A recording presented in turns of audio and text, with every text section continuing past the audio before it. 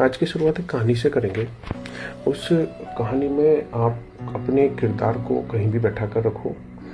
वो किरदार को कोई एक बूढ़ा व्यक्ति मिला, हमें कोई बूढ़ा व्यक्ति मिला, और वो बूढ़ा व्यक्ति किताबों का बड़ा शौकीन था। हमने उस बूढ़े व्यक्ति से पूछा, उसके पास एक किताब रखी थी, बड़ी पुरानी सी किताब थी।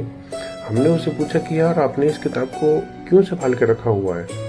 तो वो मुस्कुराया और उसके बाद में उसने पुरानी किताब उठाकर बोला, इसे खोल कर देखो एक बार। जब हमने खोल कर देखी तो यार उसके बीच में एक पन्ना था और वो पन्ना मिसप्रिंट था, उस पर छपाई पूरी तरीके से ठीक नहीं थी, उसके कुछ शब्द गायब थे, कुछ धुंधले भी थे। फिर उन्होंने पूछा हम में से किसी जो भी वहाँ पर है, उससे पूछा कि यार एक चीज़ बताओ, ये एक पेज की वजह से क्या ये पूरी किताब खराब हो गई है? उसने कहा नहीं यार, सिर्फ एक पन्ना खराब है। नहीं, उसने किसने? हम में से किसी ने कहा कि सिर्फ एक पन्ने, इसका एक पन्ना ही खराब है। तो फिर उसके बाद में बूढ़े व्यक्ति ने फिर पूछा, अगर मैं सिर्फ इस एक पन्ने को देखकर पूरी किताब को, ये पन्ना तो इसका खराब है, क्या पूरी किताब को मैं कूड़े में फेंक दूं? क्योंकि ये किताब मेरी फेवरेट है और इस एक पन्ने की वजह से, एक पन्ना इसका खराब है, तो क्या पूरी किताब खराब हो गई? अब इसी वाले एग्जाम्पल को अपनी डेली लाइफ से लिंक कर लो। ऐसा ही हमारे रिलेशंस में होता है। तो इस एग्जाम्पल से हमने क्या समझा?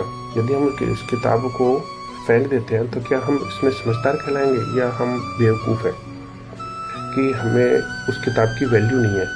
तो उसके बाद में शायद आप लोग अपनी इस चीज़ से समझ गए होंगे, आपको पता भी चल गया होगा कि मैंने एग्जाम्पल क्यों दिया। बस यही गलती हम लोग अपने रिश्ते निभाने में करते हैं। एक गलत शब्द, एक बुरा दिन, एक गलत फैसला और पूरे इंसान का फैसला कर देता है। वह भूल जाता है कि जिस इंसान की आज वह बात बुरी लगी, उसकी जो पुरानी चीज़ें थीं वो तो इतनी अच्छी थीं। 100 में से यदि उसने 2-3 चीज़ें ऐसी कर दी हैं जो आपको हर्ट कर रही हैं, तो क्या वो बाकी चीज़ों को आप साइड रख दोगे? उनकी कोई वैल्यू नहीं है। तो यही बात आपको याद रखनी है कि अगर सिर्फ एक पन्ना खराब हो तो किताब संभाल कर रखी जा सकती है।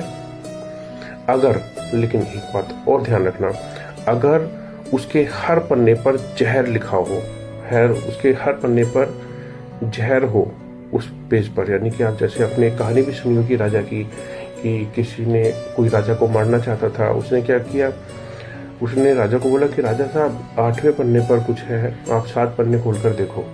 तो जब वो 7 पन्ने खोल रहा था तो हर पन्ने पर जहर था और 8वें पन्ने तक उसकी मौत हो गई।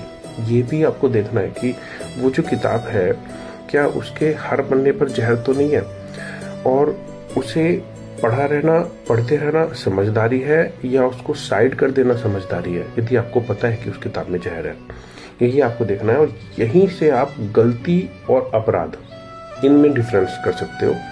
अब इनमें डिफरेंस होती कैसे है, कैसे निकालोगे आप?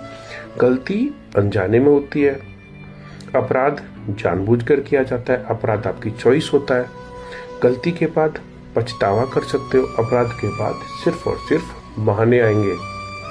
गलती आप सुधारना चाहोगे, लेकिन अपराध को आप दोहराना चाहोगे। यही अंतर है।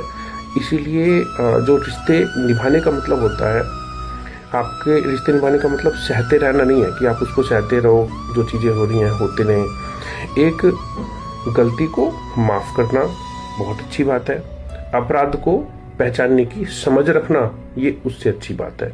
क्योंकि एक पन्ना पूरी किताब की व्याख्या नहीं कर सकता, पूरी किताब को खराब नहीं बता सकता, लेकिन पूरी किताब को सिर्फ एक पन्ना समझ लेना भी समझदारी नहीं है। ये सबसे बड़ी आपकी गलती है। यही आपको अपने रिश्ते में अप्लाई करना है और देखना है।